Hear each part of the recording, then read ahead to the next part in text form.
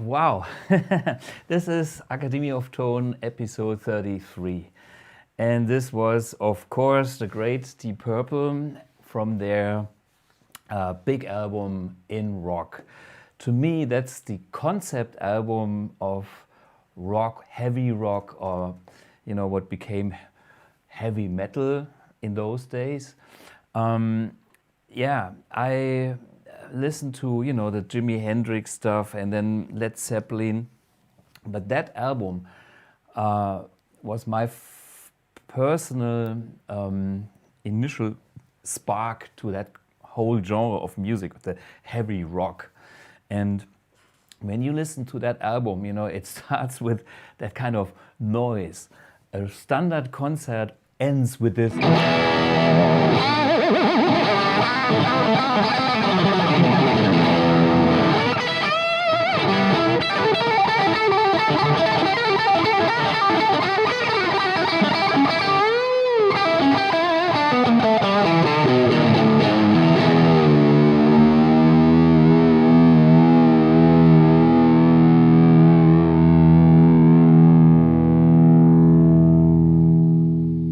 So this is a usual ending, but this is how they start. And then on the album there comes a beautiful organ by John Lord, which goes like classical, some very, very relaxed Bach style atmosphere for the next minute. And then there's Speed King, the song that we just heard. And it's like, it's a journey, it's a full journey. And to me, it's like a symphony. And when you look back at the history of Deep Purple, they had Mark I, and this was the famous Mark II version, or the Mark II of Deep Purple, where they had Ian Gillan on vocals for the first time with the screams.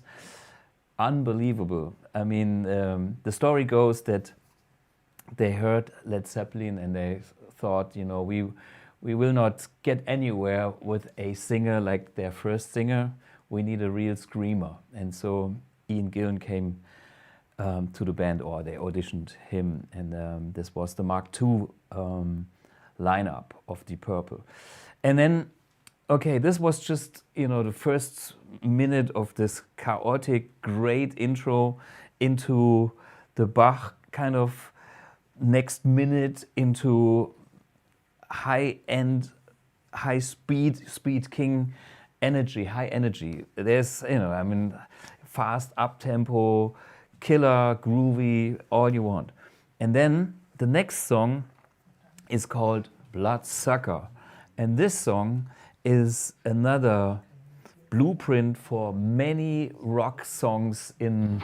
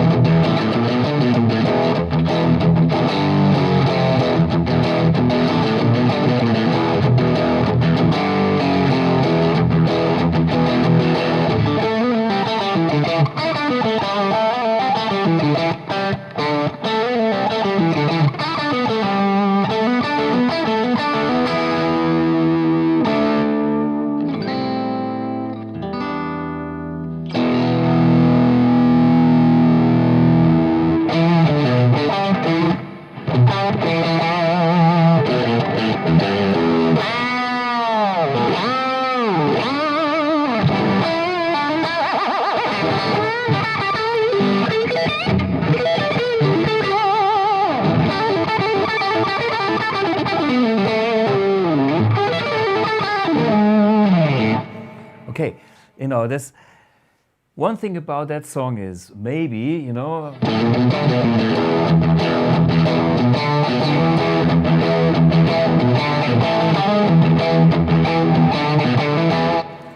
somebody must have heard Whole Lotta Love. I don't know. Either, this is the same tempo, this is the same kind of groove, this is the same attitude. And this is also a blueprint for many Rainbow songs after.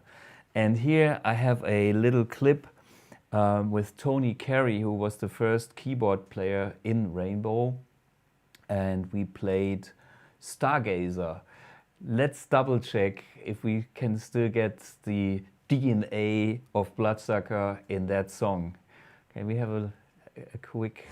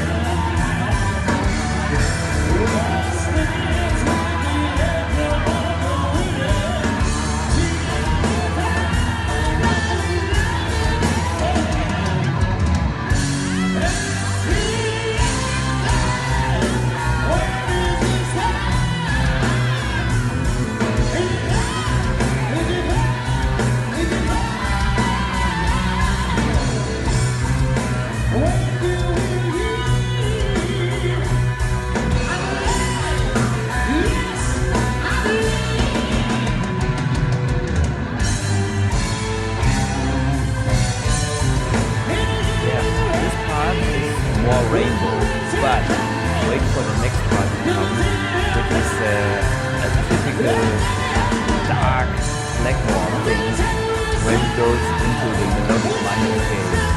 And this is also being heard on the first rock album and some parts. Here comes the magic part.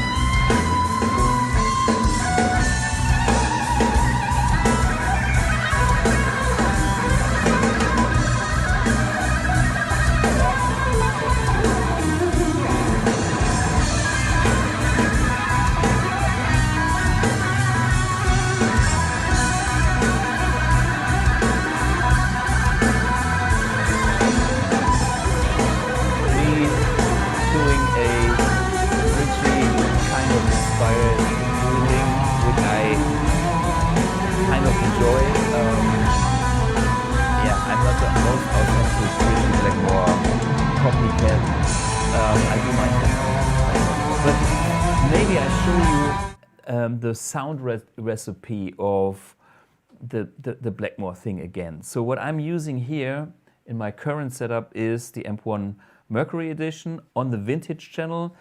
The gain is on full, but I'm using the low gain mode. In the last episode I showed you how to get there, which is very easy. You switch off the amp, you press and hold the boost button, and while holding it down, switch on the unit, and then the AMP1 is in the low gain mode. And this is how it sounds. So my setup here is guitar into the booster, which is now off, and the booster, which is guitar slinger from my friend Alex Bayreuth. And this is RB101, it's a Blackmore booster, okay. And this goes into the input of AMP1. So this is no delay, no nothing. It's the built-in reverb, and that's it, because Ritchie had some delays, but not here. So this is like a hot-driven old Marshall without the boost.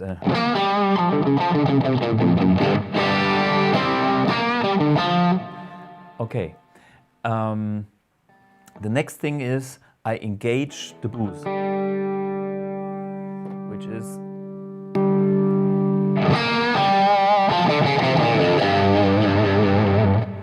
a lot of nice noise. You know, when you want to play that aggressive Ritchie, you need vintage high gain. So you have the vintage with the boost, and this boost is kind of a gain boost. It's not really an overdrive. Let me show you. This, my iPhone goes here.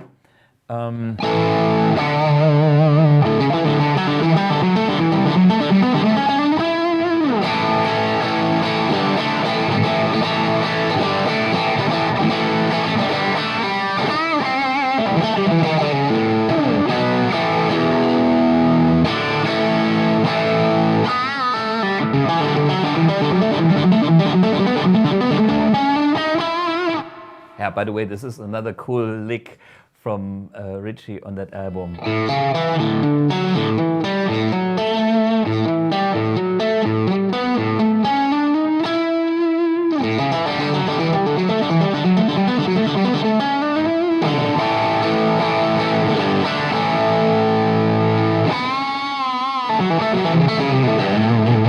Okay, but back to the sound.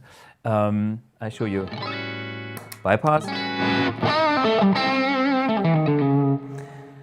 And then I just engage the boost, and you know, if it's not much, and oh, there's no volume. You need a little bit more.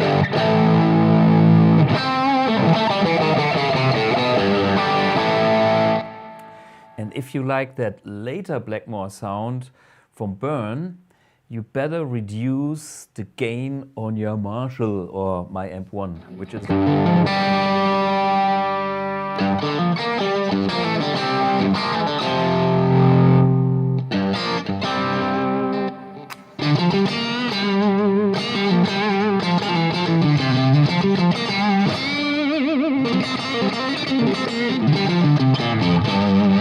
So that's cleaner, but it is kind of a critical thing to have a boost.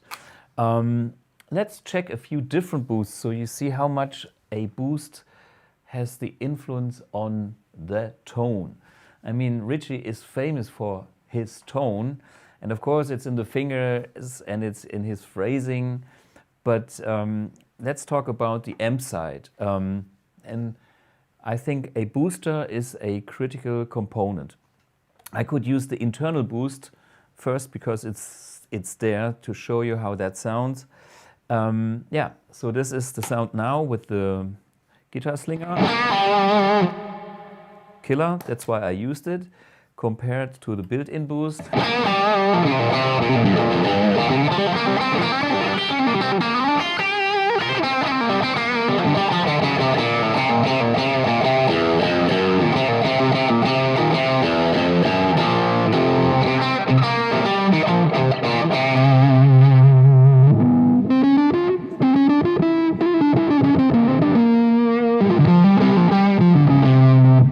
So that also works. So if you have no external boost, use the internal boost, put it all the way up, the same thing what I've done with this boost here, and yeah, play low gain mode. You can even play high gain mode with this one because the guitar slinger gives me so much extra presence, and it matches better with the low gain mode here. The internal boost you can go for normal and just have the boost. My settings on the amp is 5 on the bass, more mids, which is today 8, and less treble. That's the setup for this sound now.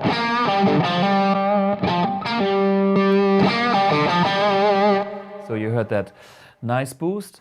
Here is my homemade, let's start with the real deal. This is the Rangemaster, a very expensive unit which sounds like this. And okay, holy moly. Here we go. This is how it sounds.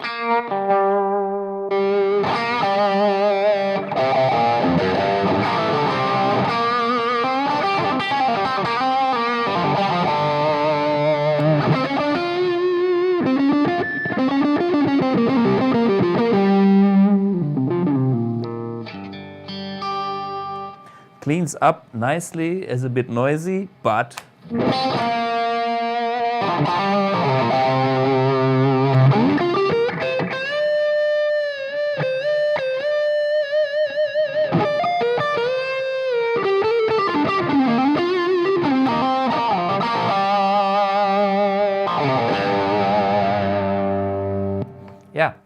It's very creamy, so it's also a good choice.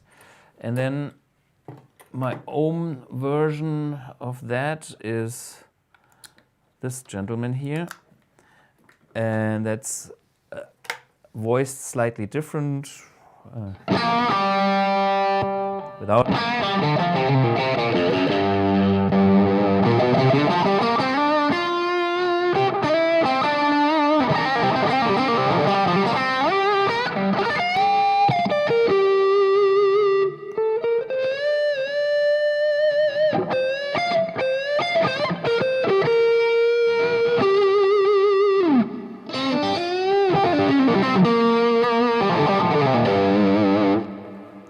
Yeah, by the way, that's using exactly the same transistor like the real deal OC44, but they all have tolerances, and yeah, so you can voice that your own way.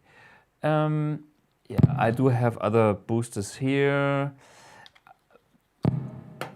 That one was my today's choice. Okay, back to, sorry guys. So.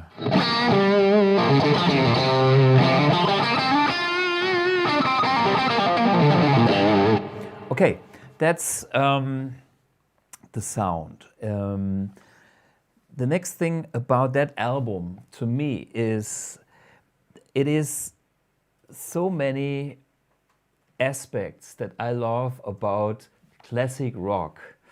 I mean, and when you listen to the groove of the songs, you can hear that they play killer rock, they play killer shuffle, they have Child in Time as a ballad, and it's all, there's even a lot of funky stuff.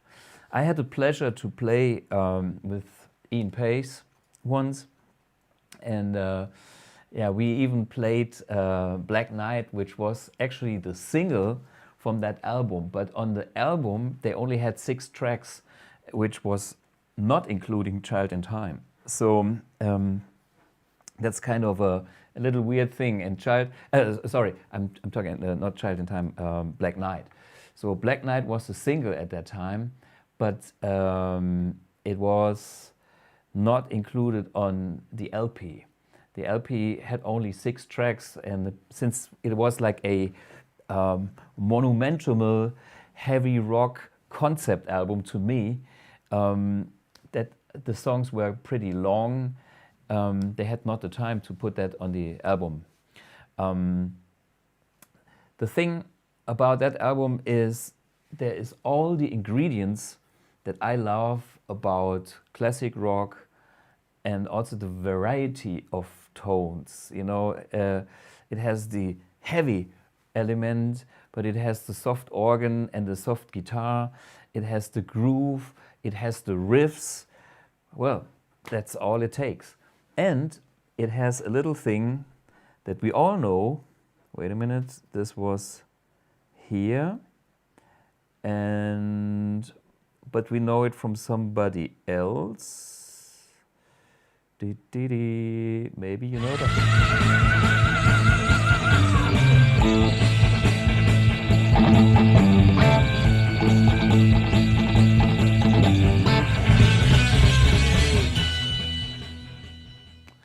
This break. Okay, so.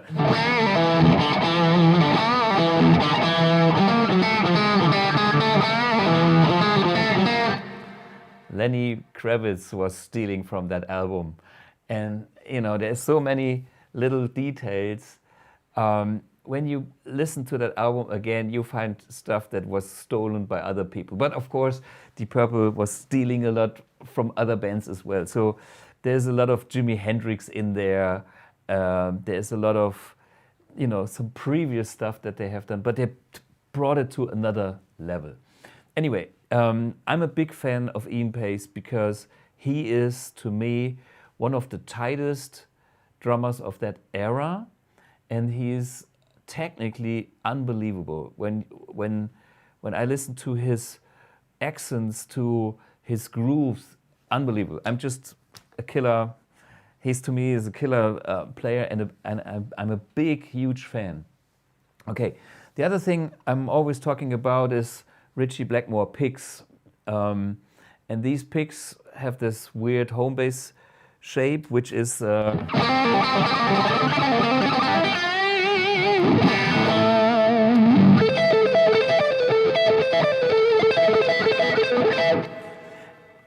and actually it is easier to play with that shape, you know?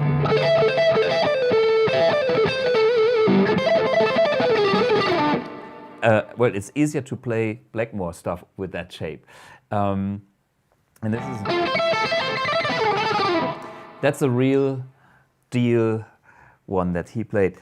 And yeah, talking about chart in time, sometimes they play it so fast you can only cheat it. I mean, especially this arpeggio kind of thing, or sweep.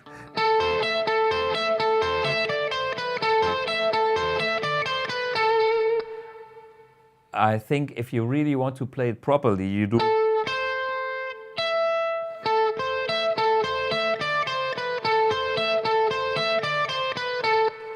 But when they go live, you know, they have so much adrenaline, they go to... Maybe Ritchie can play it correctly, I can't, so I have to fake it anyhow. Anyway.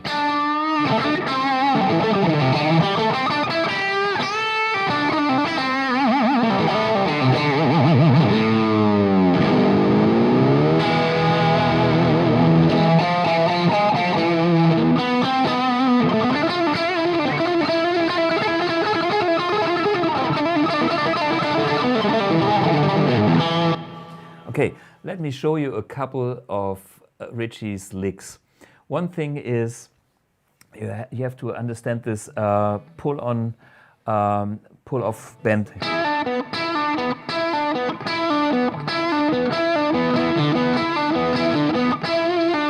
Which is kind of a bass that he used a lot, and then...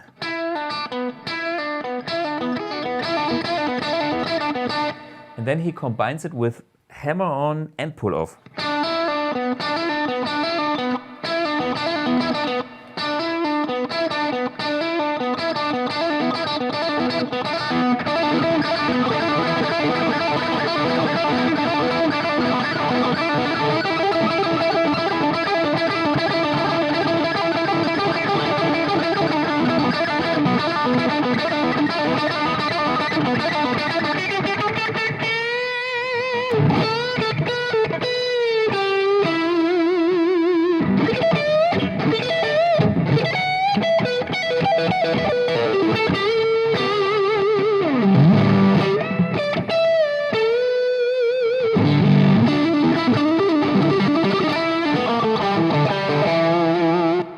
So that's one thing.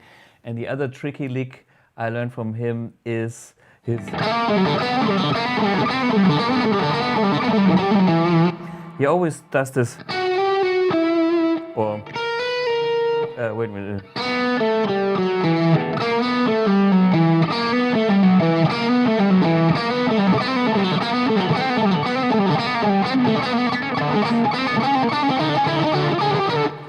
Well, basically it's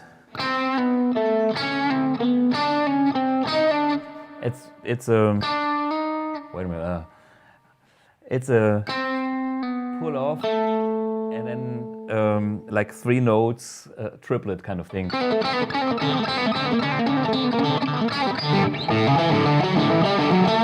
Same thing like with the other lick that he's using in, was it Into the Fire? No, that's Into the Fire is another song. Into Fight of the Rat, I think.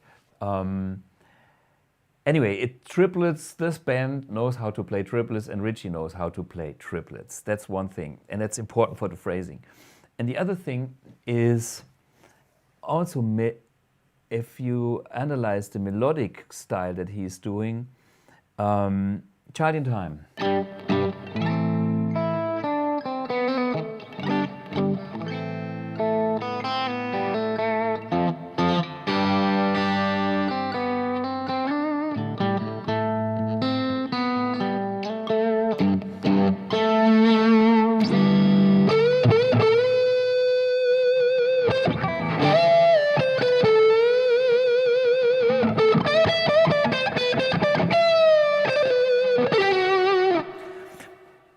clever thing first is like A minor pentatonic, but he starts on the 9. You know, 1, 2, 3, 4, 5, 6, 7, 8, 9. So it's like.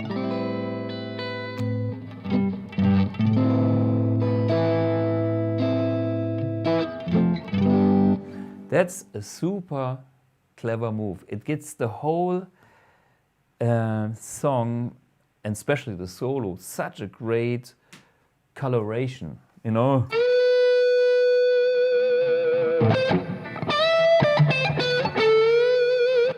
The same note on the second chord is simply a perfect fifth.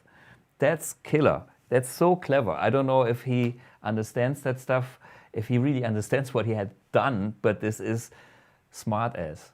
Unbelievable. And also the phrasing.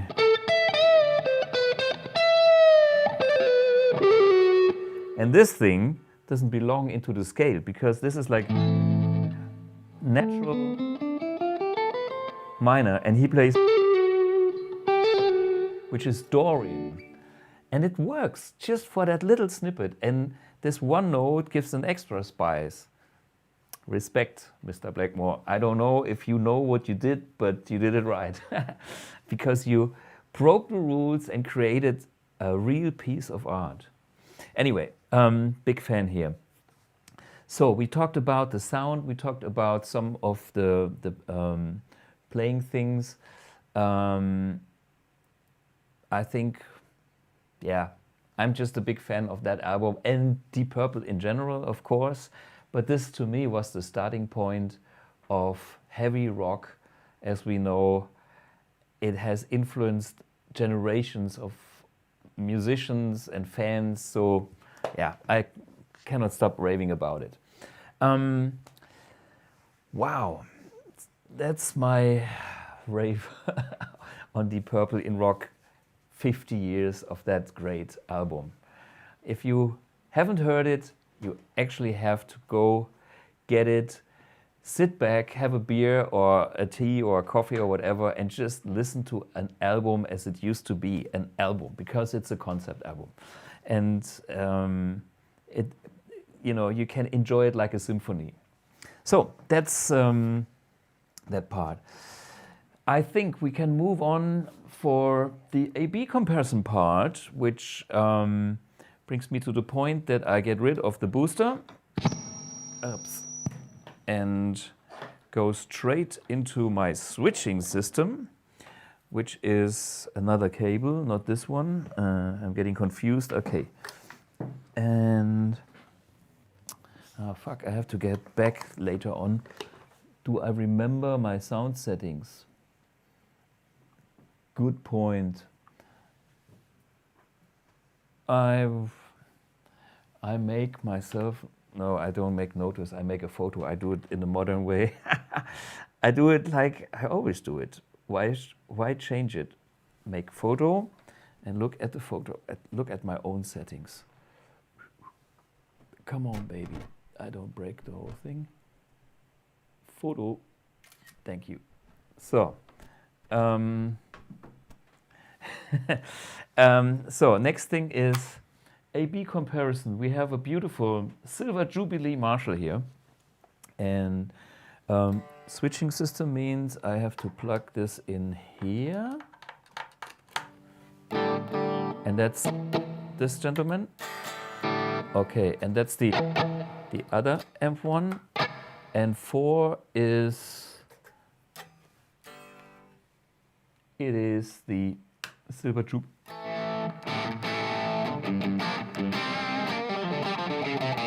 So what's special about the Jubilee? The Jubilee, I think this was 25 Jubilee. Does it say 25? They had another one. I think it's 25 years of Marshall. It had a different structure of the EQ. The EQ stage was kind of slightly different positioned in the circuit diagram, and therefore it is kind of very active.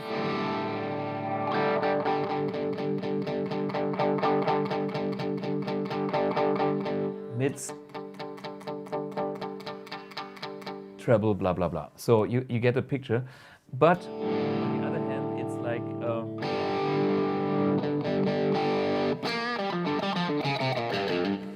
to me, that's not too exciting. But this beast comes alive when you crank the master volume. Output master, give it an 8.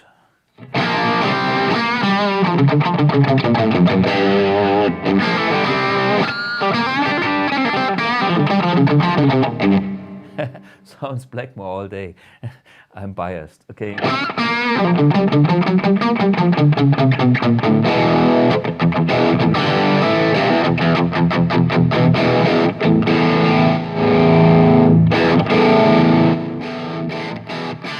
Without power amp saturation, it's too harsh for me. And then it sounds kind of a little dull and dead when I don't have the power amp saturation, or reduce the treble to make it kind of nice. So these amps need to be played loud, in my opinion. Yeah, and then they sound really killer. Let me see how we get close to that one with our AMP1. Yeah, I wish I had the boost in the line, then I would be there immediately. But who cares? We go back for the AMP1. Bam.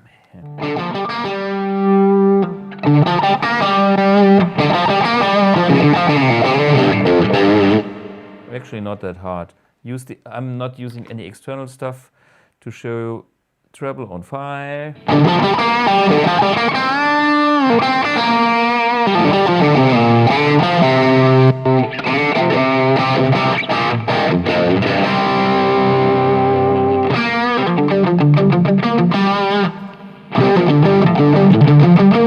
Okay, I got too much bass, less, and too much gain.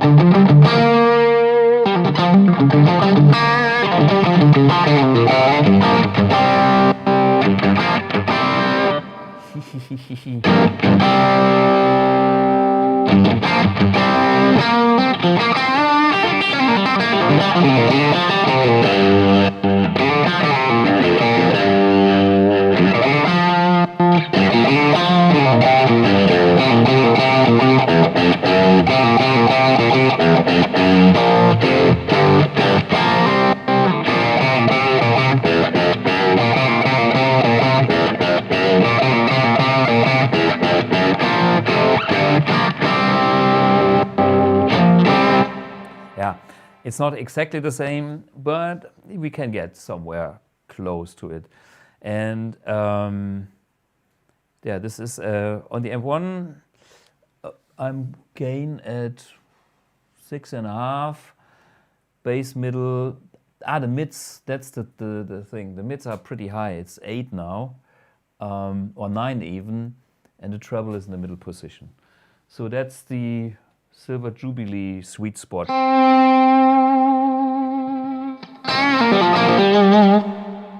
Okay, let's check. What is this? The Victory V30 Mark II. Bam, switch off this gentleman. Use the speaker cable on 16 ohms. And switch on power. Okay.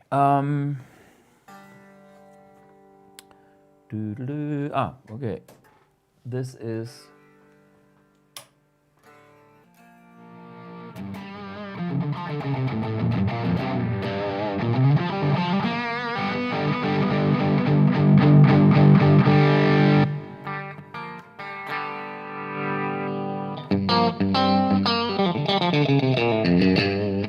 so that is the clean channel.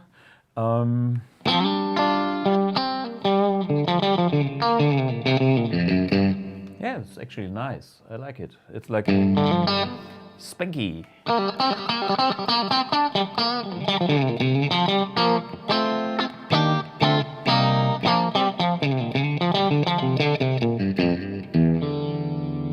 Well, I'm giving the whole thing full master and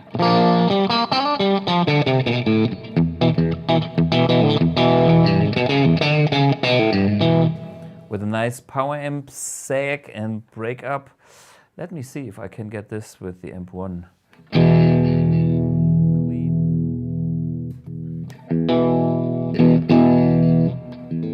I need treble for the spankiness, and I need, what do I need?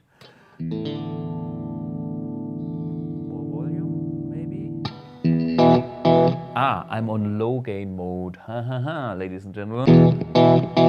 That's a bit sweet, too sweet compared to the other one. Let me check.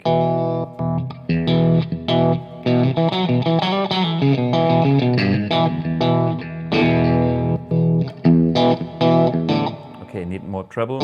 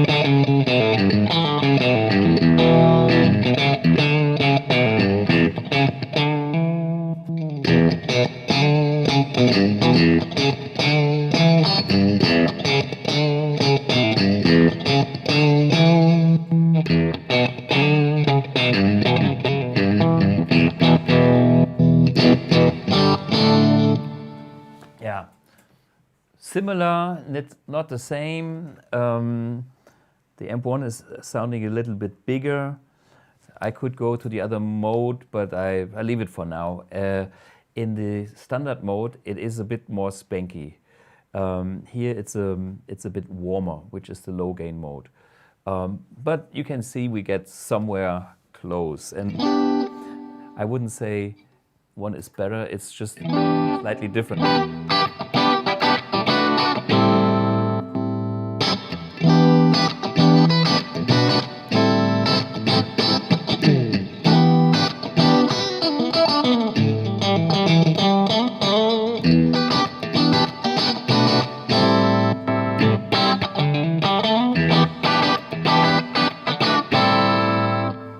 That's the Victory. To me, the AMP1 sounds even a bit more expensive. But hey, matter of taste, who cares? But I think we are more interested in Overdrive. Let's check the drive channel.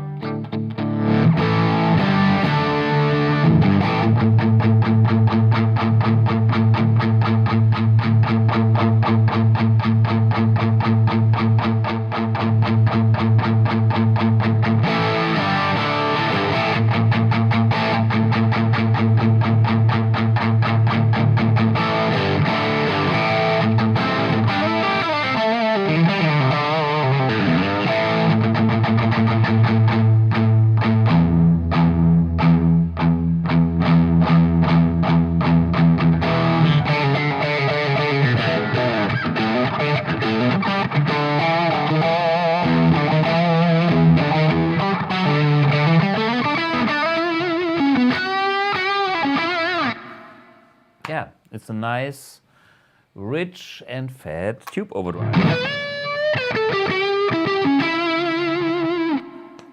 Okay, sweet and rich. Let's try, this is another Mercury sound. Oops, way too bright, way too loud, way too much gain. Okay, we need more gain, sure.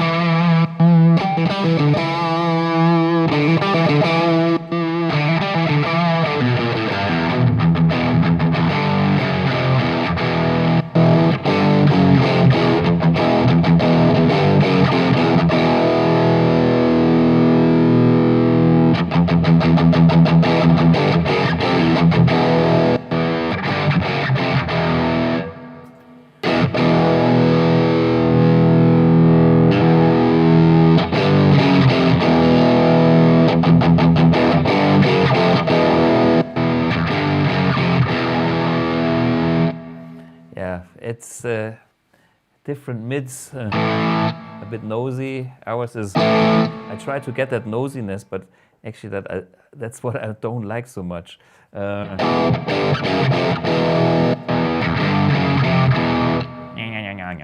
Okay, matter of taste.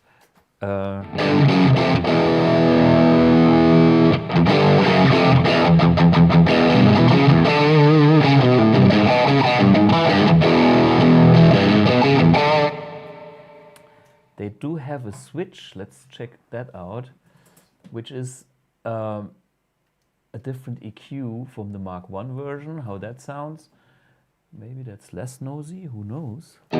Nosy nose.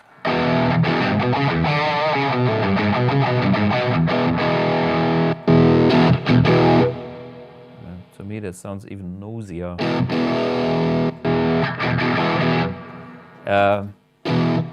So this is the improvement in the direction that we have even a bit more of. So they went from nosy to less nosy, which I prefer, and then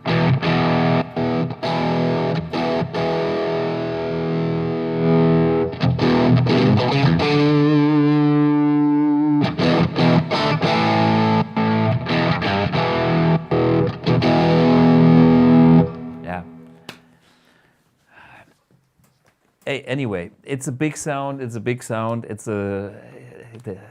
every amp has a little different character, but all good. Let us check out the Victory Kraken. So the Kraken is a high gain amp. Switch off, and this one has no extra switches for funky stuff. Okay, let's see this.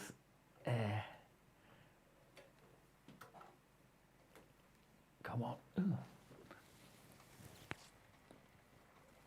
Okay. That's the AMP1, and this is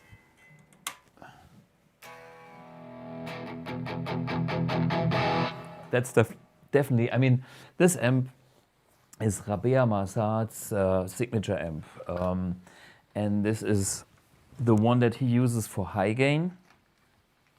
So I would love to check that out with a different guitar, with proper humbuckers. So we are in this world.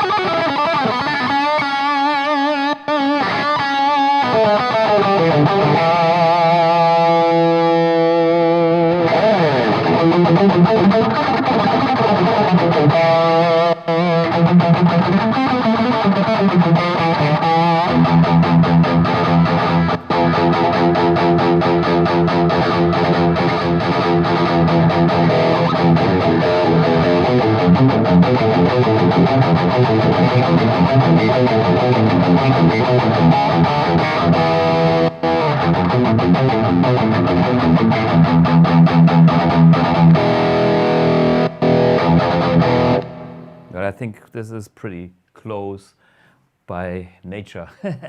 I can tell you why, because the AMP1 Iridium, I had a few reference amps, and one of them was this. And at a certain point, I was very, very close, almost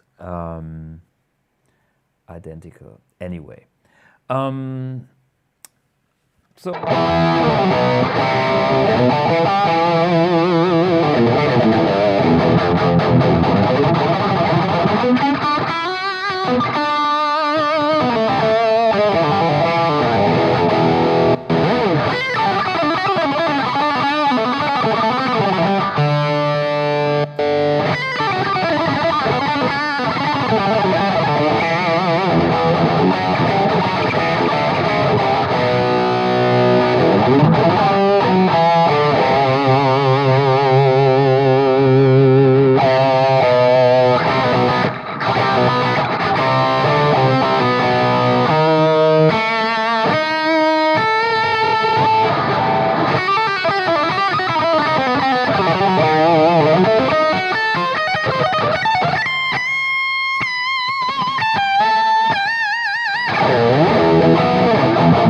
Yeah,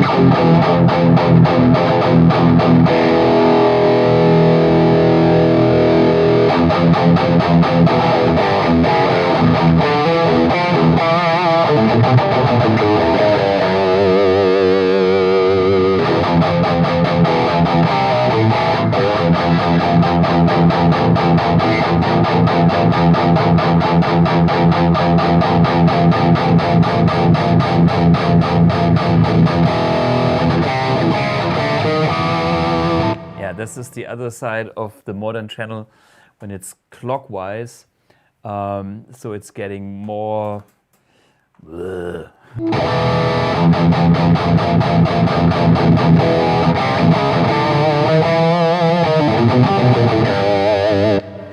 That's a little bit more angle-esque, and if I go back counterclockwise, I'm more into this nosiness, which I find here as well. But hey, that's good. Metal needs that. Yeah, you can dial it in here. Well, anyway, I think this was the comparison part. Unless you have serious questions about that, I can dig in deeper. If not, let's answer some questions. Last time I couldn't answer them all. Yeah, let's see. Joyit Gosh, hi Thomas. Can I use G2 or Crocodile 1 controller for switching amps and also using for pedals instead of using remote 1? So he's talking of one control. Okay. Yes, sure. So what is it? A G2 or a Crocodile of the company one control is a pedal switcher that is having like a loop system built in and has switching functionalities and provides MIDI out. And with the MIDI out, you can go all the way and switch your AMP1 with our MIDI adapter, and then you can get everything, all the channels and the boost and the reverb and the effects loop and blah blah blah, everything. If this unit provides a standard switching function, which I assume, because it's a pedal switcher, they usually can also do standard foot switching, relay switching on-off functions. This would only switch from clean to a overdrive channel, which you pre-select here, and the boost, which is what you find here. If I would buy such an expensive unit, I know it's one of the most expensive switchers, I would go and have the MIDI one and then go all the way. Okay, next question. Guitar Tobi, Abend. Okay, that's German. Tobi means Tobias. Mein AMP1 wurde heute verschickt mit der Blue Box. Okay, somebody received or will get his amp with a blue box. Nice. Kevin J, what's the cap or IR, whatever the amps are plugged into? Yeah, as usually we have the blue box here. That's the blue box. And guess what? Today is the exception. I switched to another cabinet, which is the Stack 1967. Usually I use the 1970 all the time, which is my favorite. But as I'm Blackmore-esque tonight, I have chosen the other stack, the 1967, which is a greenback loaded, 20 watts greenback loaded Marshall cabinet. Yeah, that's what we are listening to today, but this is all you hear. The blue box straight into your system. There is, yeah, no mic, nothing mic'd up, that's the sound. Okay, hi Hachi. Okay, this is very Japanese to me. What pickups are you using at what amp in the video Stargazer? Okay, well, pickups is on the Gazer is that guitar, which is my real old Fender 61, and it has the two Fender original pickups and one reverse wound middle pickup by Andreas Kloppmann this goes back to where we started our relationship, 30 years or whatever.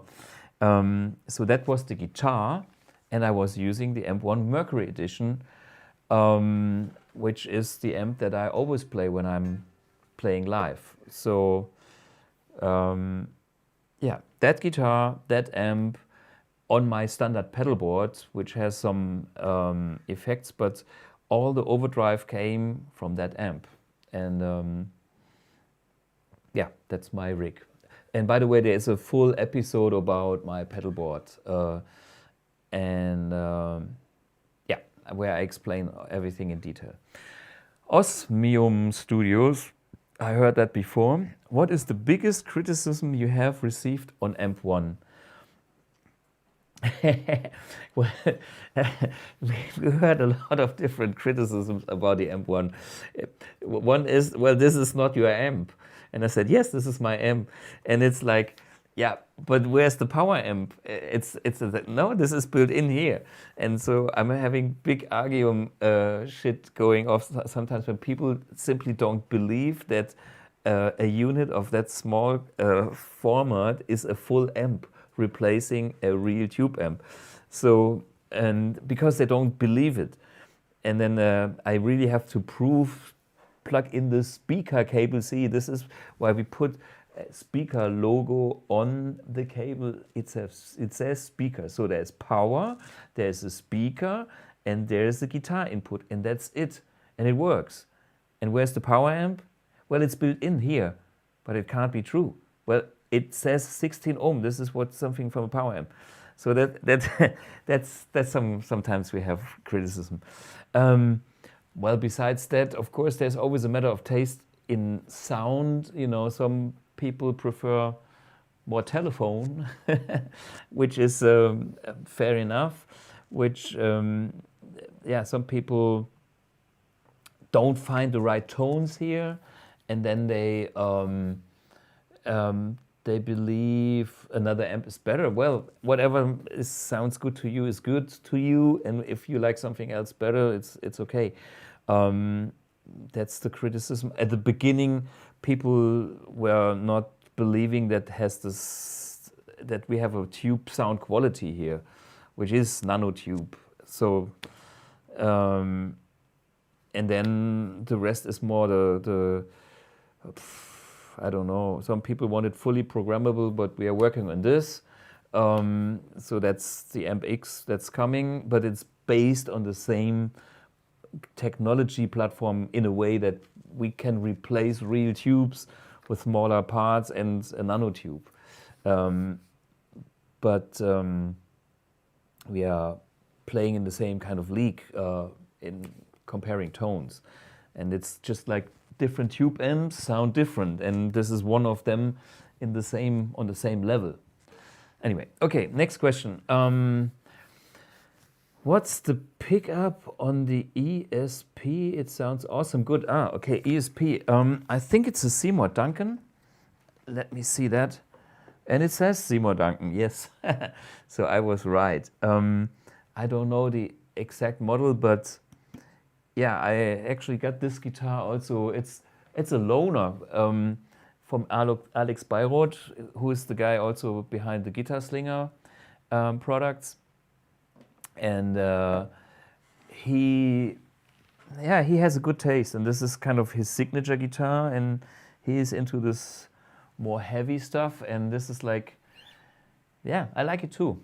It's a good super Strat. And by the way, we have to mention that I got these amps, the Victories and the Marshall, from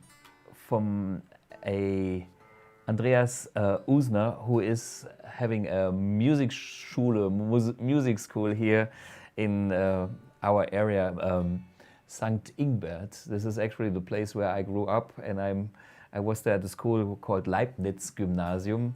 Leibniz is a very famous cookie in German, besides that philosoph and author. So I had a big time there, and he's having a music school. So please check out, if you're local, his music school, because he's the real deal. And yeah, he was so kind to borrow me the amps for this episode. There's so many amps out there, I don't own them all. Okay, next question. Mick Rose, can you try to invite Bernd Meiser? Yes, to one of the next Ritchie Blackmore events. I'm curious hearing stories inside about pedal transparency of AMP1 boosted and native Ritchie Blackmore gear. Actually, I tried to, and Bernd, he was kind of a bit complicated about it because I asked him to come because we are friends, and I bought a couple of his boosters as well. I do have the Studio 75, I do have, oh, what's the other one? I have like 3 boosters from him, which I really love. And yeah, Bernd said, I don't know if I'm coming. So I can ask him again. If you write him an email and tell him that he should come, my door is open, and I would love to make a full, deep story about his boosters and all the detailed information on Ritchie Blackmore, because he is digging deep with the major amps that Ritchie played, and he has his own, I think, low wattage version of that. I mean, low wattage meaning not 200 watts. So Bernd Meiser would be, yeah. If you can convince him, here, the door is open, I would love to do it. And he has enough pedals to fill 3 episodes. Okay, next question. Uwe Tittmann. Unfortunately, this thing, Remote One, is no longer produced. Okay, so how can we control your AMP1? Actually, we do have some dealers that still have Remote Ones. If you want a Remote One, there's a shop local, which is called 6 and 4, like the 2 numbers 6 and 4, in Sulzbach, which is our local dealer here in the Saarland. And you can get a remote because I've been there just recently and I know he's got some. And we will work on a new remote for the AMP-X, but like the procedure is first we come with AMP-X, and then when this is out, we will do a remote that can handle both the AMP1 and the AMP-X. You know, I don't want to make another load production only for AMP1, and so I have to wait that everything is compatible. So AMP-X has to be out first, and then we can do the Remote X. So there will be a gap with no production of Remote Ones, but on the used market you find some, and some dealers still have some stock.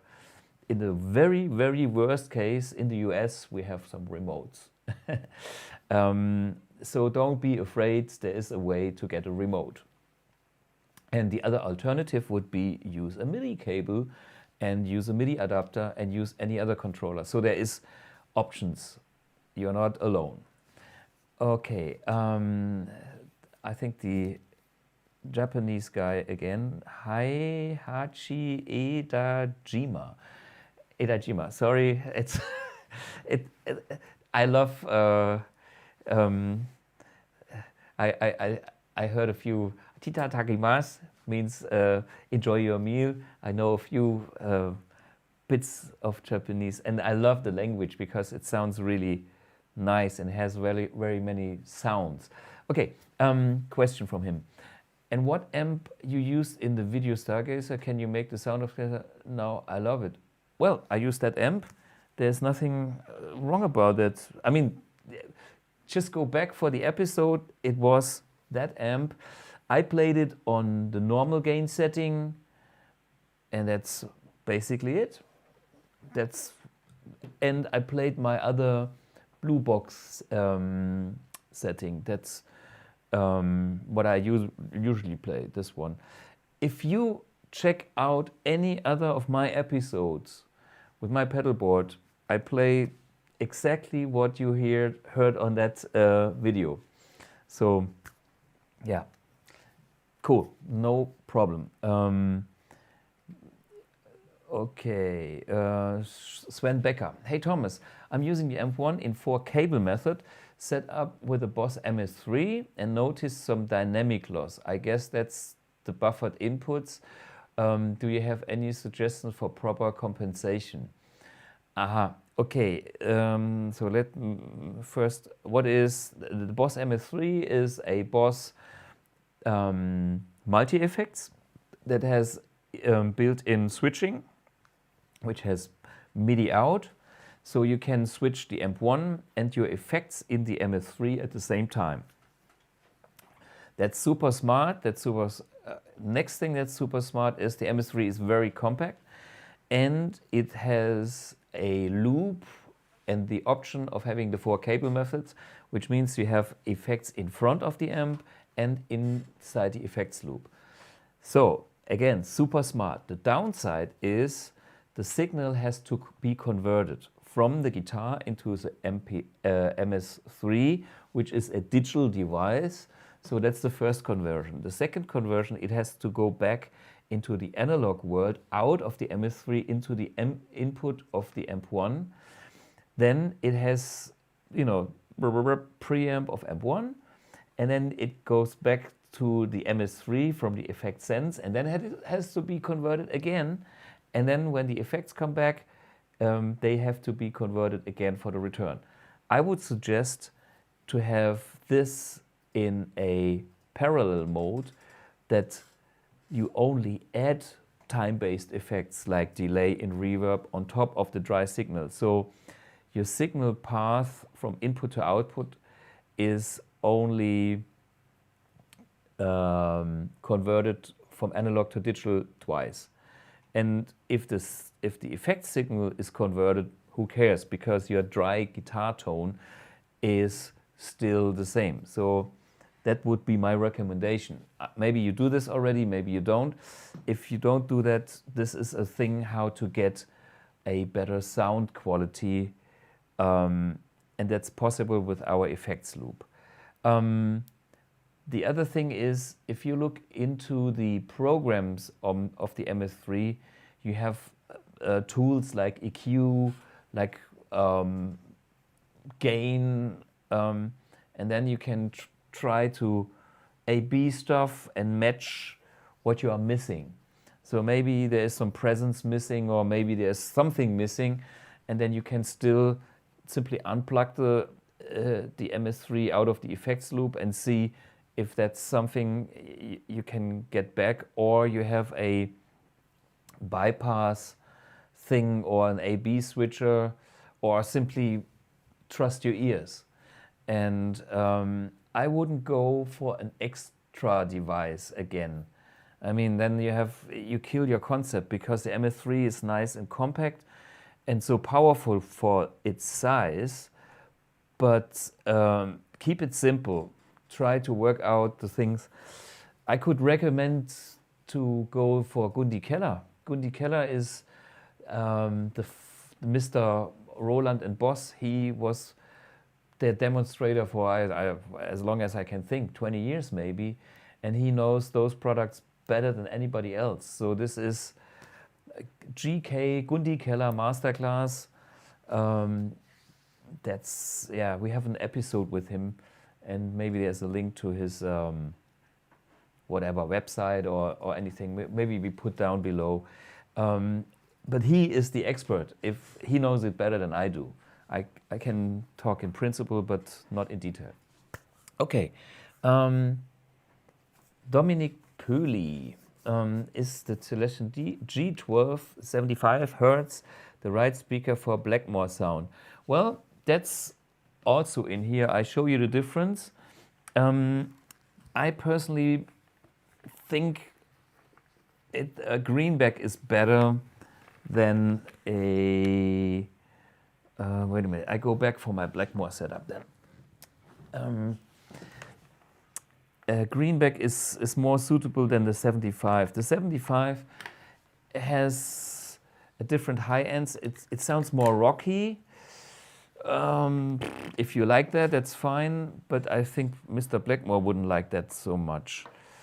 From what I know when I hear to his music. So AMP1 is...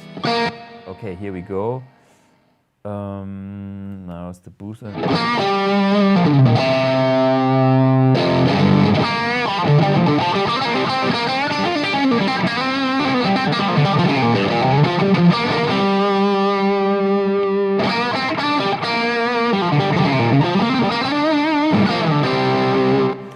So let's go for the, what was the question was 75, which is the stack 1980 on the blue box.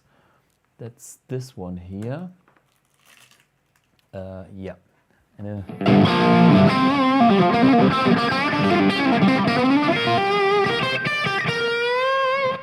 oh, and it's like...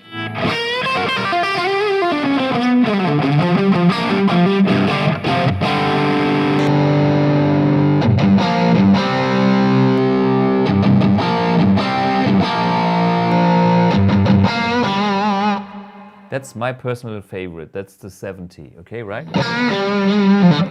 Then there's the 71, which is too brittly for me, which is more the Scorpions.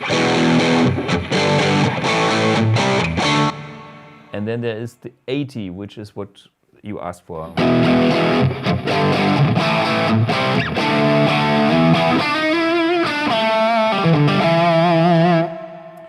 That's a beefy cabinet. I like it more with humbuckers, to be honest. Let's go back for the 67 for Blackmore. There's this nice woodiness.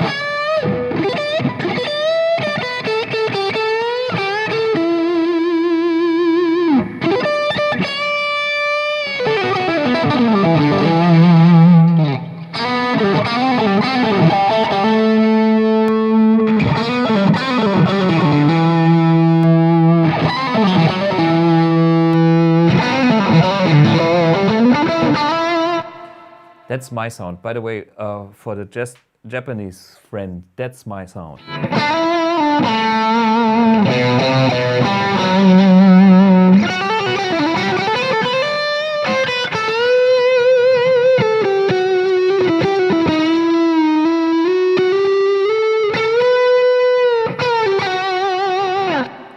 And this is the one that I use on the music. It's a bit smaller. And this is, Ritchie is not as, he's more like, more elegant. He doesn't like too much bass, too much oomph. He wants it more elegant, you know?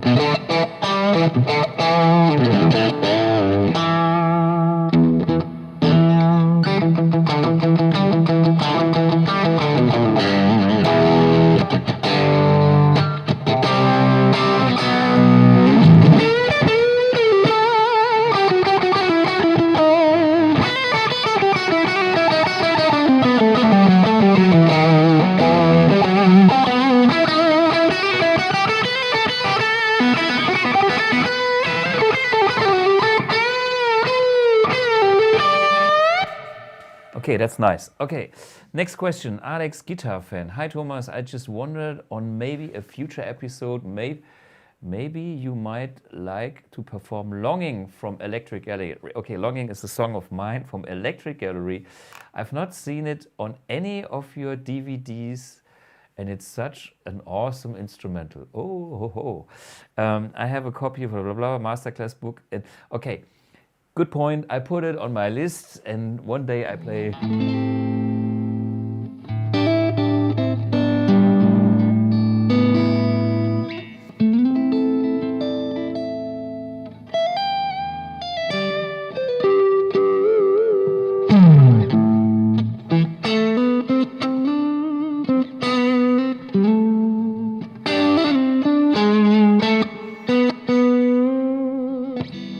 Okay. You know that song, I know that song. Well, for the Japanese guy, I know what thank you means. Arigato. No worries. No? Arigato. Okay, next question here. Can anyone can any of the lower gain channels get Stevie Ray type of 8 to 10 sound? Sure. I've done a full episode on how to get Stevie Ray Vaughan sounds, and it's pretty easy. Just dial back the gain here.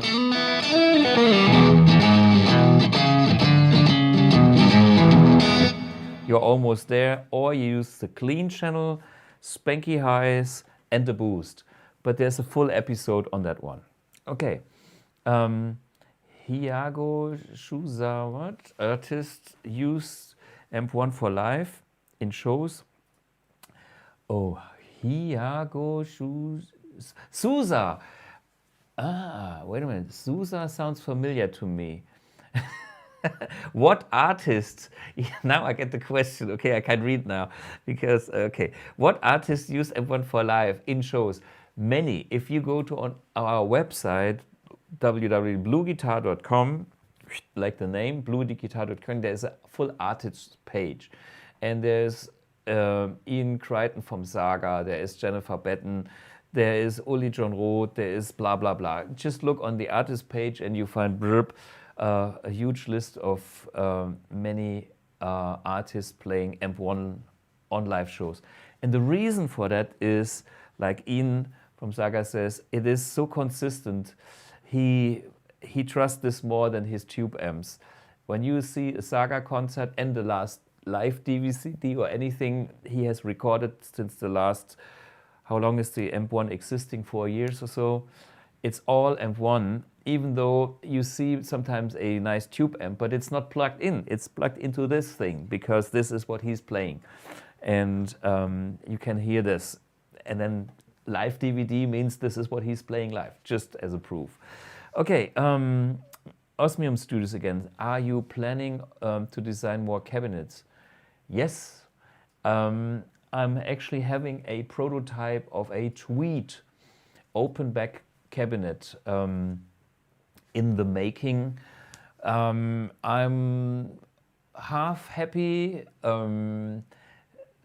Give it some time, you know. It's like I always do my own speaker designs for every cabinet to max out, you know, the performance, the weight, the stuff that I expect for the cabinet. So the housing I'm very happy with, and the speaker I'm still trying to tweak to get the whole dynamic range and everything perfect. So it takes time, and I'm not the speaker maker, but I work very closely with some, so that takes time. Anyway, this is in the making. Flanders Traktor. Will the new AMP-X combine the channels of the two AMP1 types?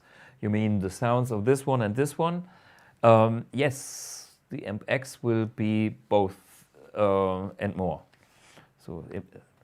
So Poo Ninja, maybe a secondary power amp accessory called Thing 2. Well, names, Thing 1, Thing 2, Thing, yeah. Well, thanks for the idea, but AMP1, Thing 2. We'll see what we do. Okay. Steffen Hardekopf, moin, das ist very German, I read German first. Moin, inzwischen benutzen mehrere Hersteller den Begriff Dynamic IRs. Aha, unter anderem Celestion. Werdet ihr mit BluGuitar und AMP einen eigenen Weg gehen? Ja. Eigenes Patent. Plant ihr gegebenenfalls eine neue Bluebox? Okay, this is a couple of questions. In the meantime, many manufacturers use the term dynamic IRs, and I invented that. Okay, last year on the NAMM show, I invented that because that's the technology we will use on the AMP-X as another level of where we will go in the future with speaker emulation, blah, blah, blah. And now there's other companies using that term as well. We could call they are inspired, but actually they are stealing it from me. Who cares? Anyway, we all steal from each other.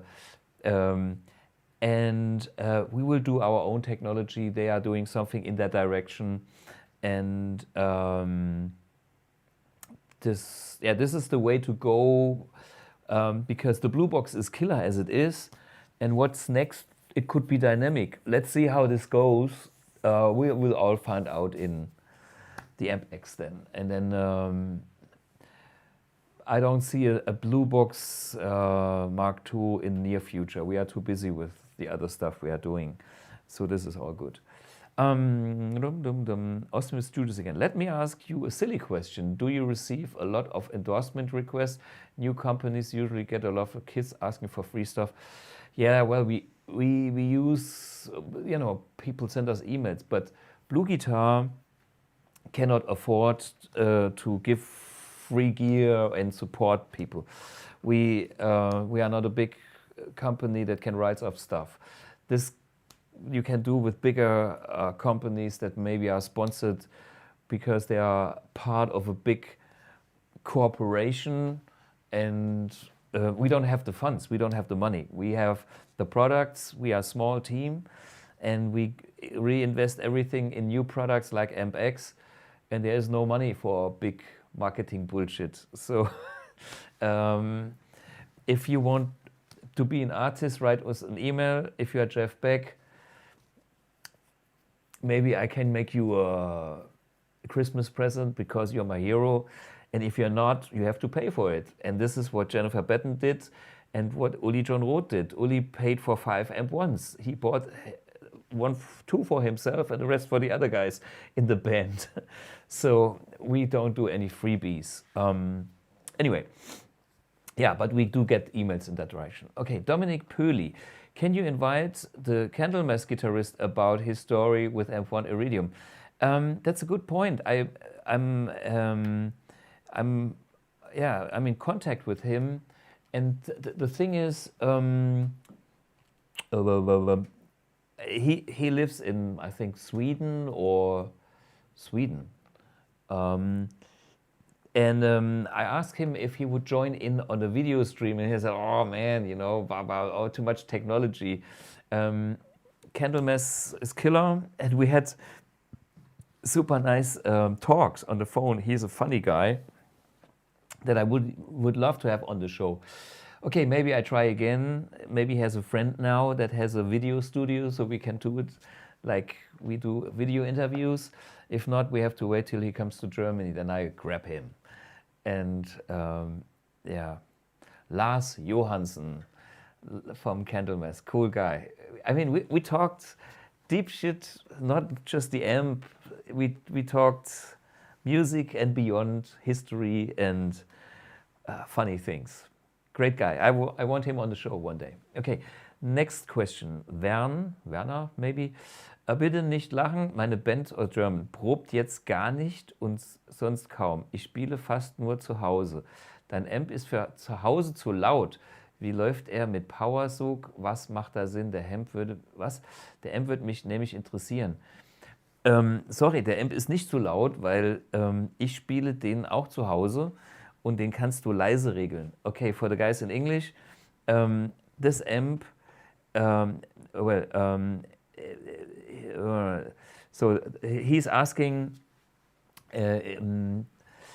as he cannot play in a rehearsal room or live, he's only playing at home, and he says this amp is too loud to play at home. Well, I said it's not too loud because there is a master volume control. You can dial it even to bedroom volume, and the neighbors are still happy. So it's possible to have a killer sound with this on low settings. And in my last episode, I even compared it with Powersog because it has a Powersog built in.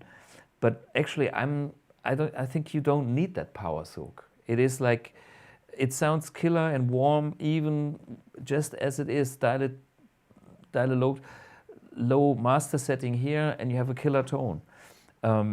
If you still want the Powersog, it would be there, but it's not needed. The more critical point is the speaker.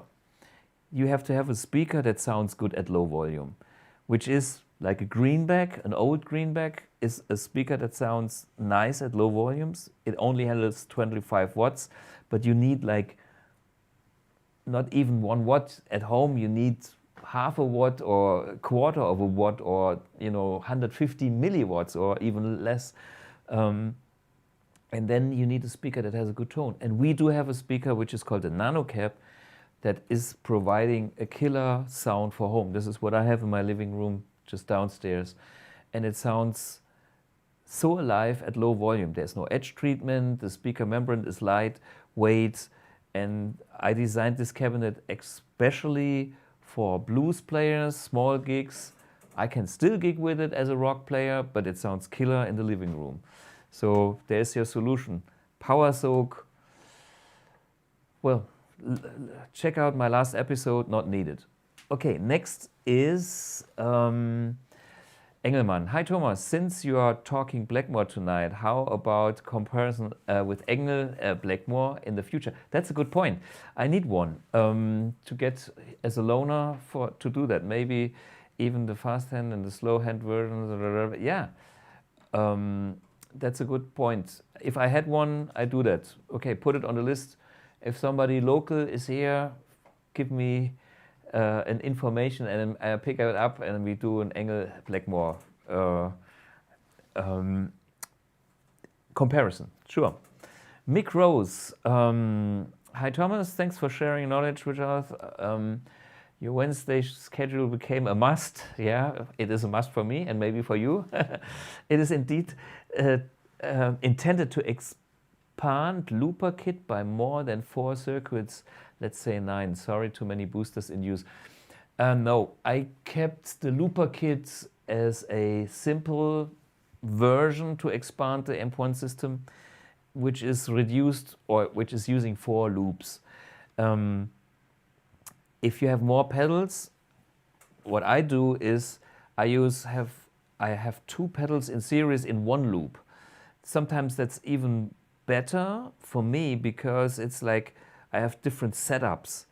But if you want more loops, there are some other pedal switches, like the one that we had earlier from Ground Control, you know, the G2 or the Gig Rig. They have a new one, which is killer as well. So there are options. Next question. German, Steffen Hadekopf. Hallo Thomas, eine Frage habe ich noch. Hast du schon mal die Fender True Shell Picks getestet?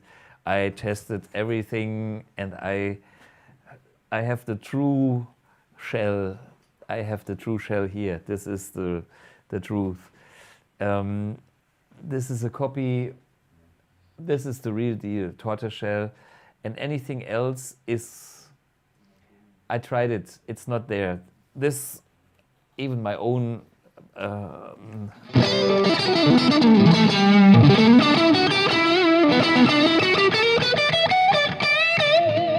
they sound good, but nothing comes close to the warmth of this thing here. Okay, next question. Fehu, hallo Thomas, another German. Könntest du nochmal mitteilen, wie ich den Mercury richtig einstelle oder was ich dafür brauche, um fetten Metal-Töne zu entlocken? Yes, I think I've done this in another episode, but basically it's simple. You go, we don't have much time left, you go for the modern channel and the classic channel, and then you, the question was how to dial in metal tones on the Mercury. On these 2 channels you find tight metal stuff, tighter sounds, and I would try with the custom controls. Check out one of the episodes where I've done that with Manuel Kettenring. I don't know which episode that is. We're getting close to 10 o'clock and I know we need to finish by that time. Maybe I do a deeper thing on that one again, but there's some stuff on another Academy of Tone. Okay, next question. Fatboy21. Compare the Kraken versus Mother Channel on Mercury, please. I've been thinking to get Kraken too. How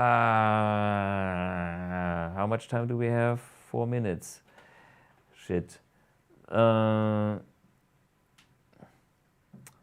Sorry, now too late, another time. Or is it still? Nah, okay. Is it? I play my last song, otherwise we will be in big trouble. I saved the question. Maybe we record that afterwards and I put this. No, I can't because my neighbors are complaining. Where are we? I wanted to play the playbacks, and that's in. Hey man, where is ding? this was it. Documents, because I wanted to do this. Do we have the backings? Bye-bye. See you next time. And this is, I got some sound, okay. Hey, why are we not playing?